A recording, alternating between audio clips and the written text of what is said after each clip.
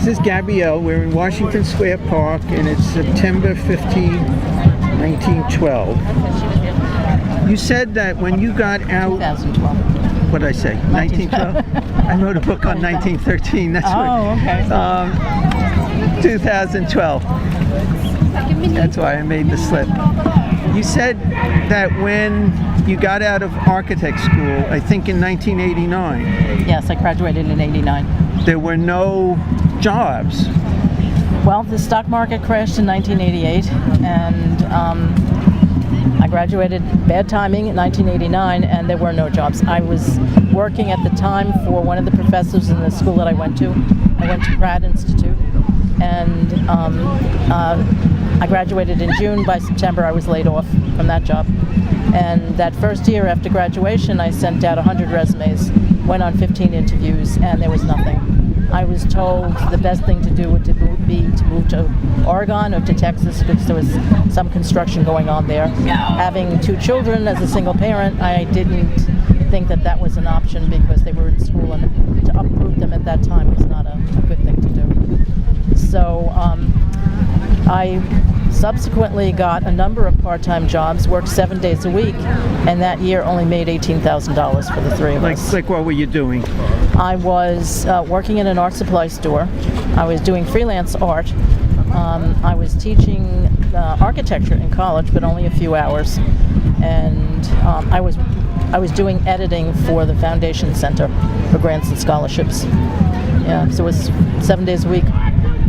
So you made, putting it all together, maybe 18,000, you said? Yeah, putting it all together. And So- previous to that, when I was in school, I was raising my children on $5,000 a year. And how old are they by 1989?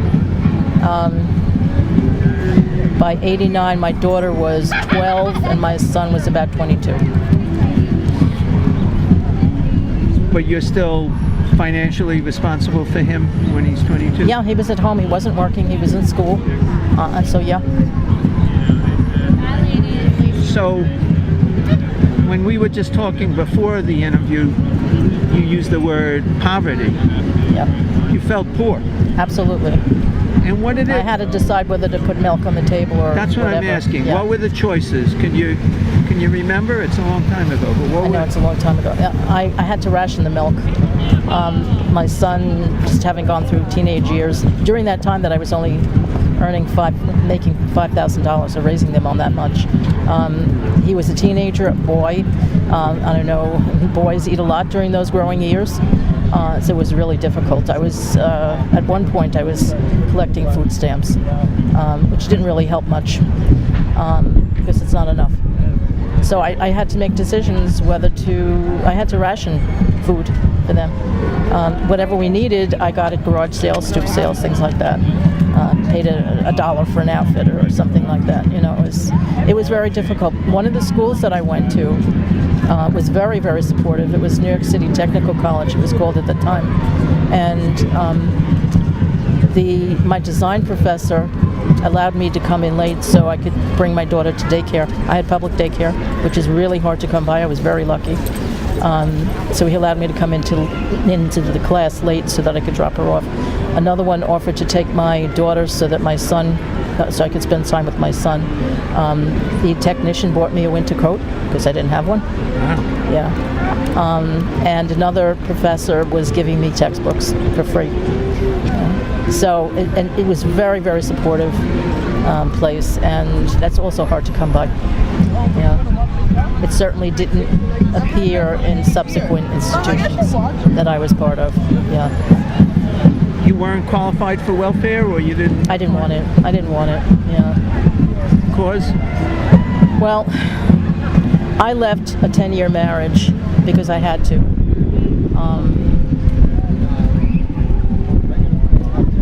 I made a decision to go back to my parents' house. Not an easy one. It was a very difficult one. It was a very difficult childhood that I came from.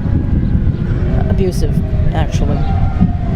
And so I made that conscious decision to go back to their house because I knew that if I didn't have enough money to get housing in a safe location. that wasn't a fire trap were infested by drugs. So I went back to my home for that reason. And so, living with your parents, I guess you wouldn't have been qualified for welfare, right? I don't know. I never attempted it. Well, you said you didn't want to, didn't and I want was to. asking you why. Yeah. What was that? I was getting food stamps. I was getting Medicaid. I was getting free daycare. I had certifications 3 times a year for all of those. It was like 7 or 8 times to get all together, which meant that I could not attend class at that time. If you had an appointment at 9:30 in the morning, you were Wow. seen at 3:30 in the afternoon. At times I took a sick child with me, and you were not treated well at all. Not at all. So you figure welfare is another bureaucracy. Yes. I don't need Yeah. to do that. This Yeah. is bad enough. Yeah.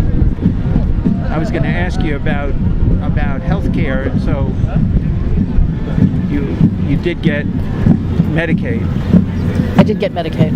It was hard to find a doctor or a dentist that took it, but I did get Medicaid. When you graduated and you put together all the part-time jobs, were you still at home when you were making the 18,000? In '89, I was still at home. The house was sold in '94, and I had to move. I had just started a job in '93, so I graduated in '89. My first full-time job was in '93, so it was 4 years after And- graduation. You were poor that whole time. Yeah, yeah. You still were making hard choices. Yes, absolutely. Yeah. So tell me again the original question. I think you answered it. No, I think I asked you about welfare and you explained why you The didn't want housing. to I do think that. you asked about housing. And so in '94, you got a 94. full-time job. '93, I got a full-time job. 93. The house was sold in '94, and we were on our own. So I found an apartment that was a 1-bedroom. It was my daughter and I. She was 17 at the time. My son had to find his own way. He started living from couch to couch at friends' houses. Slept on people's couches for a very long time. So even with a full-time job, it was still hard. Yeah. Yeah. It was still hard. I was only working a year at a beginning salary, and back then it was pretty low. So, and it was only a year when the house was sold, so I didn't have enough money for a month's security, a month's rent, and have money left over. I didn't. So it was really difficult, and it was still very hard choices, even though I was So it working. didn't feel like night and day when you got the full-time job. It No. didn't feel like I'm home, I'm safe. No, it didn't I make can a big take care of difference my for a long daughter. time. It's Yeah, still iffy for Yeah. a long time. for a long time. This is a hard question, but can you tell what, in retrospect, looking back, what being poor for that length of time did to your spirit? Did it affect your spirit? Well, before I answer that, Yeah. let me go back for a minute. Yes. When I did find an apartment after the house was sold, it was at the generosity of a friend. She lowered the rent. So I was really beholden to her. And I didn't know how long it would be before I would be asked to either increase the rent or to leave. In fact, So- the kindness of friends, including at the technical college, Yes. Got me helped through. you get through. Yeah, absolutely. Yes. What it did to my spirit, it was extremely stressful. I'm very stubborn though, and I refuse to let it get to me, but it takes a toll physically. Can you describe that? It lowers your immune system, your digestion is a problem, backaches, sleepless nights, that kind of stuff. Yeah. In 1988, I came back to the Catholic Church. I was raised Catholic, but left when I was in my early 20s, and now I was probably in my mid-40s. And came back to the church. I found a very, very empowering parish. And found was that? It was in Park Slope in Brooklyn. Uh-huh. It's called St. Augustine's. And it was very empowering. And I found again generosity of priests there, and a tremendous amount of help. And so my spirit was slowly coming back and being enriched and empowered. And before long, I became one of the leaders in the parish. Can you talk about the early years in the parish from '88 on, and what it was like? What you said, the priest was generous. You said it was nurturing for your spirit when Yeah. you were up against it. Yeah. Can you go into some detail? That Sure. sounds relevant. Especially relevant given who you are. And As a Roman Catholic woman Yeah, priest, yes, yeah. it is extremely relevant. yeah, so what was that? In 1988, a friend of mine, the one who was allowing me to live in her house, and I, who both raised Catholic, were looking around for a Catholic parish that we could feel safe in, because as a female and having a daughter, I didn't feel safe in many of the Catholic parishes. So we looked around Meaning several parishes. priestly sexual abuse, or That and treating women like a second-class citizens. I didn't want my Right. daughter growing up Right. with that kind of influence, and also condescension of women and the poor. Also, many parishes they're only looking for money. In fact, one of the other parishes that I went to, I felt like they had a turnstile where you had to deposit money before you went in, because that was the focus. They were giving the money to the poor, but I was poor. I was one of the poor, so that was really hard. But when you stepped into this parish in Park Slope the first time, if you can remember, did you know right away it was different, that it wasn't? Yes. How did you know? I pick up energy really easily, and I could feel a lot of love in that space, a lot of love energy in that space. And I remember clearly because the pastor, the first homily that he gave, sermon that he gave, he was talking about his walk man, not his walk man, his walk person. He said, not his walk man. I said, what is this? He's a feminist. And then the next homily that I heard him talk, he explained the process or the history of excommunication and in relationship to abortion. And he gave a whole history of it, as I said, and he said that it would be better that the bishops in the Catholic Church would clean their own houses first before they point fingers at other people. And I said, I'm home. That was the second time That you was were the there. second time I was there, and I knew that was it, that I had to be there. When Yeah. did you speak to him personally? Many times after the Mass to thank him for what he said. I mean, but early on you started Yes, to go absolutely. up Very early on. Yeah. thank him? Yeah, and then I made appointments with him and spoke to him personally. And you said he about was kind. You said you benefited. kind and from- generous. Yeah. I'm a survivor of child abuse in all forms, and I was struggling with that because during the years that I was in school and trying to raise my kids and trying to hold whatever jobs I could on the side and struggling with poverty, it kept me so busy the memories didn't come up. But as soon as I graduated and could not find a job, the memories began to come up. So I went to him right early on. Felt safe enough to go to him early on to talk about that. He gave me money to go to a therapist. He paid Wow. for it. Yep. Yeah. Wow. He did a lot of things like that. Yeah. Part of my experience was abuse in school, in Catholic school, and he took me there. I said I wanted to revisit the spot, the place, Wow. and he said when. I said now. He changed his appointments and he took me there. Yeah. He did a lot of things like that. How far from Park Slope was the school? Was it? Oh, it was the next parish over. It was only a few blocks. Yeah. So he just walked you over? He walked me over and stayed with me. And he said, "Do you want me to stay or to leave?" And he walked around for a while, and then he came back to pick me up and walk me back. Yeah. Yeah. Amazing. So all the Amazing person. time that relationship with him started. Can you say his name? Yeah, he's no longer alive. He's an ancestor now. His name is Father Ernie Fiorillo. And your relationship with Father Ernie continued through all those years you were poor. Yeah, yeah. He got me an interview for a consultant job with the diocese. Encouraged me when I was working towards getting a job teaching architecture in college. I'm an artist first and an architect second, and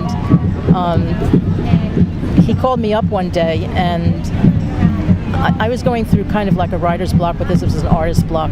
And he called me and he said, I bought a new nativity set for Christmas.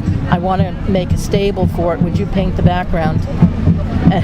And I said, how can I, I said to myself, how can I refuse him after all he's done for me? So I met him in the church, and when I saw the stable that he created, it was 6 feet tall by 7 feet. I thought it was going to be little and nobody would see it. So he gave me the keys to the church and brought me music and brought me food, and he said, here, paint. It was amazing person. And he did everything, I asked him. So he did that deliberately, knowing you were stuck, and he wanted to help you get started again. Yeah. I asked him if we could start a meditation group, and he said yes. I asked him if we could have a blessing of the animals in the park, and he said yes. Amazing. I was very, very blessed to have him in my life. Nowadays, in your as a woman priest, do you feel when you're with people who are going through hard times, do you feel in a way like you're giving back, that you had benefited from so much from your time? Absolutely, yeah. We started the meditation group, and after he died in 1992, and people began to come to me and say, when are we going to start the meditation group again? And so I did, and I taught meditation for 10 years. And then I began doing spiritual direction for adult survivors of child abuse. So all the time that I was at St. Augustine's, it was totally free. And we had signs put up in the food pantry, and a lot of people who did not have money were coming to the meditation group. So it was a tremendous amount of giving back. Yeah, and I did feel, how can I give back to him? How can I repay him? But the answer came to me: just pass it on. Yeah. Yeah. Who are the people who have come over the years? I don't mean the names, but to that parish church. Are they the new middle class people moving in? Are they the older ethnic people in Brooklyn? There was a great diversity in that parish, and that's one of the things I loved about it. There were 3 language communities: English-speaking, Spanish-speaking, and Haitian, Creole-speaking people. And I ministered to all of them. In fact, I got so active in there that people thought I was on staff. Yeah. So I ministered to all of them. At one time we had I organized a retreat. And the woman who was leading the retreat was talking about the traumatic events in South Africa, and I knew that some of the Haitian people in my community were triggered by this. And so I put a sign up, meditation 8 o'clock in the morning before the retreat started. Meet me here and we'll meditate together. And a number of the Haitian women did come. And we met in a small tea house far from the retreat center, and we talked, and I asked them questions about what they experienced and what they felt when they saw that movie, and I asked them their experience of Haiti and the trauma they experienced, and there were tears, and there was praying, and there was relief, and there was smiles, and when I got back to the parish the following Sunday, 3 of the women almost literally picked me up and brought me to their house for breakfast. It was an amazing time. Yeah. But there were people in poverty, and there were people with PhD degrees. Not to say that they're not in poverty and don't have degrees, but it was a variety of ethnicities, a variety of ages.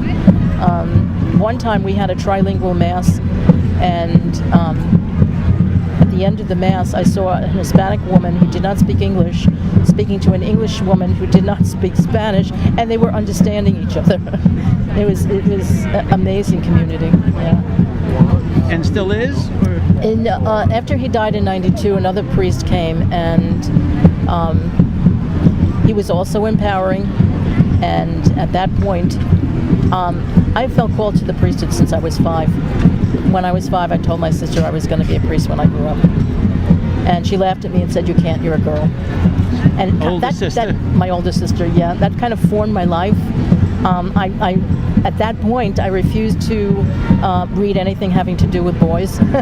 You said you were stubborn. Yes, and in English you have to put he before she, or you used to. I used to put she before he, and I got into a lot of trouble for that, but I did.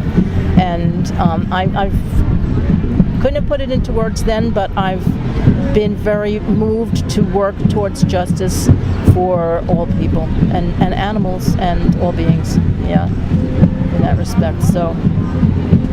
This new pastor gave me the keys to the church, and I spent a lot of time in that church at night after work and praying and in the dark. And the call came back. The call to ordination in the Catholic Church came back very strongly, very strongly. And I didn't know what to do with it because I'm Catholic and a female. And so a lot of discernment, a lot of prayer, a lot of talking to the new pastor, and at one point I was looking into the Episcopal Church, and after a long time of study and prayer, I decided not that direction. I thought of the priesthood of all believers and tried to be priest to the people I was serving, and that was wonderful, but it wasn't enough. It wasn't filling up the hole that I felt was in my soul. And so I decided, actually when I was called to priesthood as a child, in the 3rd grade, I entered a club that was geared towards the convent. I joined a vocation club in the 3rd grade. Along with the call that came back, the solution to go towards the convent also came back. And so I spent a lot of years in discernment with a number of communities, but in particular the Senecal Sisters. I don't know that word, discernment. Okay, discernment I know what it means in other contexts, but I don't know what it means in this. It means a process of, if you have a decision to make, especially if it's an important one, you spend a period of time studying the options, praying about it, talking to other people, looking what theologians say, that kind of thing. All of that is discernment. Yeah. So I spent 5 years looking at and discerning entry into the Senecal Sisters convent congregation, and because they did spiritual direction, which for me is a lot like the sacrament of reconciliation or confession, and their rituals during retreats are a lot like Mass, the ritual of Mass. So I thought that would be a good way to live out my call to priesthood. And it turned out that it wasn't enough. It still wasn't it. It wasn't, it would have been wonderful, and the time I spent with them was absolutely marvelous and wonderful, and they were fantastic and very generous again to me. And I joined a group. Actually, there was a woman in St. Augustine's who came to me one day and said, "This is a newspaper about call to action. It's a group that meets every year, Catholic Reform group, that meets every year in Milwaukee." She said, "If there's anything of interest in here that you'd like to go, I pay for the whole thing." She paid for the plane, she paid for the hotel, she paid for the conference fee, everything. And through that, I found a group called Rapport, which is a group of women that come out of the Women's Ordination Conference, but they're all from all over the country, feel called to ordination, the way the church was at the time, still is, and doing real strategy and real work with some of the friendly bishops towards making that happen. So I joined them, and through them, I found out about Roman Catholic women priests. So, this has been an interesting interview because I can see a pattern of generosity all through my life. It's running through amazing. The interview. Yeah.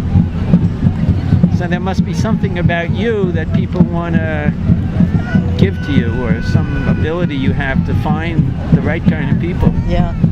This is really interesting. I was in seminary for 5 years, and I went to one class, and I was kind of down in a lot of things. It was really a struggle because I lived very far away. I didn't have a car, so a friend was lending me a car. The church, my parish, was paying for the seminary, and I was kind of down for a number of reasons in family. and one of the women in my class came to me and said, "What's the matter?"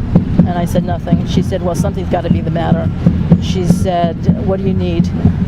And when I came back to class, I didn't say anything, but when I came back to class, she handed me a check for $1,000. Yeah, you know, amazing. Amazing. Yeah. But, you know, that doesn't happen every day. And I know what it was like to struggle without that. When a new economic crisis hits, like it did 4 years ago, does that bring back to you your time? Does it make it more present, like when the Haitian women were seeing the South African film, it made it, it's not that they ever forgot, but it made it more real to them. Yeah.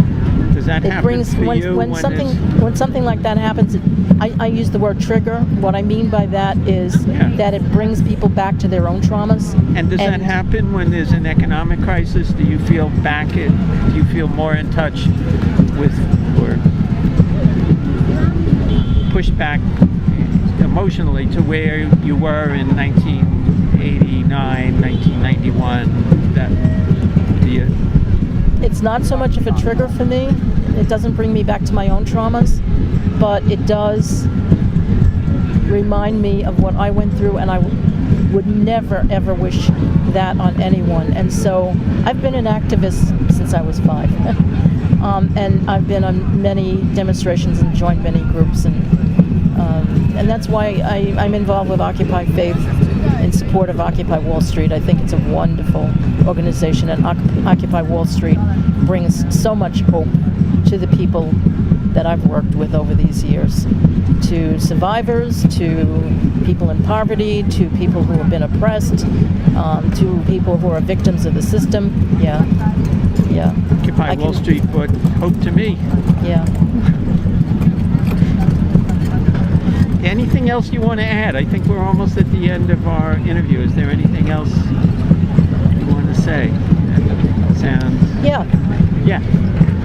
I was ordained to the diaconate in the Judson Memorial Church. It was the first ordination on land. Previous to that, it had been in a boat. And it was in Manhattan on a rock, which is also significant in the Christian tradition. Bishop Patricia Friesen, who is the bishop that brought the Roman Catholic women priests to the United States. She was ordained by a male Catholic bishop in good standing with Rome. Full apostolic succession, so I am in full apostolic succession. That's something that's important to Catholics. Right. So when she laid her hands on me, and when I laid prostrate on the ground, turning my life over to God, that emptiness inside, that hole filled up. And I was no longer angry at the church. I was more in understanding than When anger. was that? That was in 2007. Oh, and then recently. and then in 2008, I was ordained to the priesthood in Boston, and a similar experience. And the people, they said we were automatically excommunicated, the Vatican. The people who came up to me and asked for a priest's first blessing, and there were 500 people in the church. They didn't have air conditioning. It was in July, 95 degrees in the church, 3-hour ceremony, and no one left. No one left. The media that covered it, we had a lot of media. The media that covered it, a lot of them said they're former Catholic, and they wished us congratulations. So that to me said, excommunication means nothing. This is the sense of the people. We call it sensus fidelium, the sense of the faith of the people, and that's what it is. Yeah. That's wonderful. That's a good story.